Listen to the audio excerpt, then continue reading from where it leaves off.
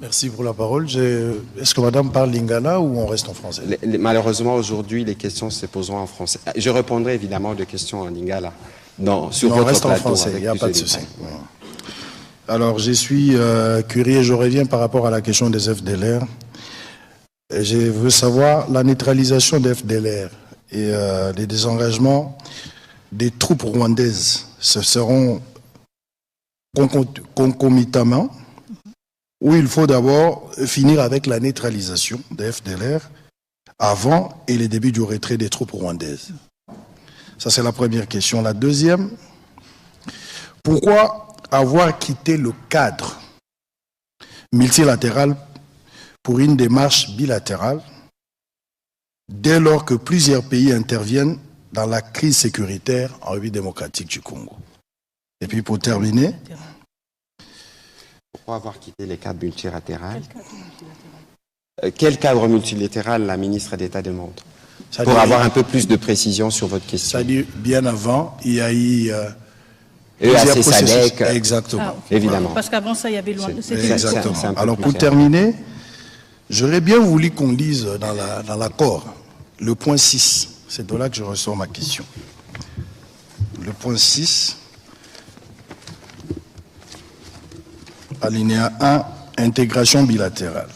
Intégration bilatérale.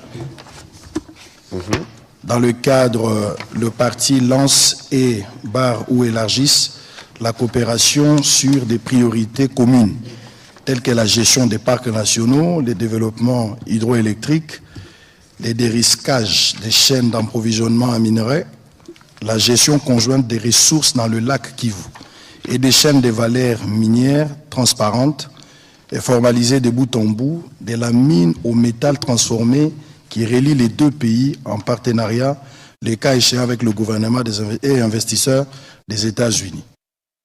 Par rapport à ça, je voudrais d'abord comprendre l'esprit de ce point, mais aussi la gestion conjointe sur les domaines miniers pour arriver à certifier nos matières minières. Était-il impérieux d'associer le Rwanda? Pardon? Encore plus fort. Je disais, la question, celle qui est liée à la gestion conjointe sur les domaines miniers, pour arriver à certifier nos matières minières, était-il impérieux d'associer le Rwanda? J'ai pris la question par rapport à l'article, le point 6, premier alinéa, que je viens de lire tout à l'heure. Voilà, merci. Donc, 3 questions. La première question sur la concomitance FDLR, retrait de mesures de défense. La deuxième question sur le processus bilatéral. La troisième sur le cas d'intégration économique. Allez-y, Mineta. Merci beaucoup. Donc, la question de la concomitance, encore une fois, j'ai essayé d'expliquer auparavant que le CONOPS reconnaît les préoccupations sécuritaires des deux pays et les traite justement de manière égale. C'est pour cela qu'il y a cette question cet aspect de concomitance. On ne peut pas parler, si vous voulez, d'une neutralisation des FDLR et ensuite un désengagement des forces. C'est comme pour dire qu'une question est plus importante que l'autre. C'est pour cela que cet aspect d'une concomitance est repris dans le CONOPS. Évidemment, la réalité est aussi... Concomitance, en français facile, concomitance, c'est en même temps. En même temps, on a le CONOPS est divisé en 3 phases. Chaque phase a 30 jours. Dans ces phases de 30 jours, on regarde côté FDLR, qu'est-ce qu'on va faire? Côté RDF ou côté forces armées rwandaises qui doivent se désengager, qu'est-ce qu'on va faire concrètement? Et là, maintenant, nos experts militaires et des renseignements se sont assis pour dire, bon, si on est dans une première phase, quelles sont les choses qu'on devra faire? D'abord, identifier des deux côtés, quel est l'effectif, quel est le point de départ. Ensuite, engager, par exemple, du côté des FDLR, des sensibilisations pour dire ceux qui veulent, s'il vous plaît, rentrez chez vous, ça va nous faciliter la tâche. Du côté du désengagement des forces, qu'est-ce que cela veut dire concrètement? Quel est le dispositif en place? Quel est l'effectif? Et ensuite, on avance de manière graduelle. Maintenant, la réalité du terrain est aussi qu'on doit s'adapter à certaines réalités contextuelles. Ça veut dire, par exemple, quand on se projette dans une logique actuelle, parce que le CONOPS a été rédigé en octobre, et la situation a changé entre maintenant et octobre, on ne peut pas penser, par exemple, à une neutralisation, des FDLR sans une présence des forces armées congolaises dans les zones où ils opèrent. Et donc, on ne peut pas penser à une neutralisation des FDLR sans un désengagement des forces armées rwandaises. Et donc, c'est justement là où nos experts militaires travaillent ensemble pour dire, si on veut atteindre tel objectif, eh bien, on doit être conscient que l'autre partie doit avancer sur certains points. Et c'est ça l'esprit de la concomitance, ou l'esprit du fait que tout se passe en même temps. On ne peut pas dire qu'on a un problème des FDLR si nous ne contrôlons pas les zones où elles sont supposées être opérationnelles. On ne peut pas dire non plus qu'on a un problème d'un désengagement des forces si nous ne sommes pas présents pour attester et confirmer le départ de ces forces. Et donc, évidemment, entre octobre et juillet 2024 et juillet 2025, il y a eu certains changements contextuels et on devra ajuster. Mais l'esprit reste le même. L'esprit reste le même. On respecte votre préoccupation, c'est les FDLR, pas de problème, on va s'en occuper. Mais vous respectez aussi la nôtre. Et c'est que vos militaires n'ont rien perdu chez nous, bye bye. Et donc, c'est ça l'esprit de la concomitance. Les deux parties doivent reconnaître la validité de leurs préoccupations sécuritaires. Est-ce qu'on peut estimer le retour de la paix? Pour quand est-ce qu'on peut estimer le retour de la paix? Bon, vous savez, si j'avais cette réponse, vraiment, je vous la donnerai évidemment, mais je la donnerai tout d'abord aux populations à l'Est, parce que ce sont elles qui sont les plus affectées. C'est une question à $1 million de dollars. Je n'ai pas la réponse à quand est-ce qu'on peut estimer le retour de la paix. Ce que moi je peux vous dire, c'est que du côté de la République démocratique du Congo, à travers la signature de cet accord, à travers tous les actes politiques que nous posons, à travers notre mobilisation, nous sommes déterminés à œuvrer pour un retour de la paix dans les plus brefs délais.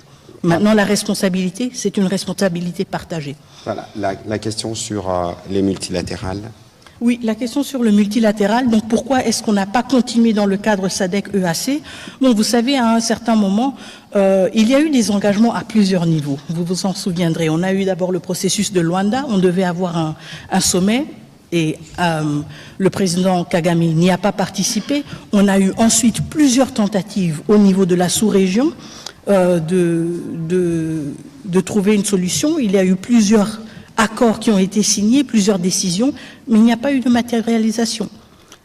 Et donc la raison pour laquelle ces cadres multilatéraux n'ont pas continué à être exploités, c'est parce qu'ils n'ont pas fourni de résultats. Et parce qu'on n'a pas le luxe de dire on va juste attendre jusqu'à ce qu'un bon jour on ait un résultat. Nous sommes le pays agressé, nous sommes le pays occupé, nos populations souffrent, nous n'avons pas le luxe du temps et de dire bon, on va maintenant gérer les égos des uns et des autres. Nous voulons des résultats et nous les voulons rapidement. Et nous les obtenons là où nous pouvons les obtenir. Et je pense que cet accord en est la preuve.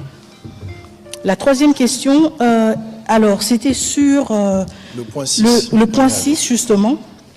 Et donc, sur s'il était nécessaire d'avoir le Rwanda associé dans la question de la certification.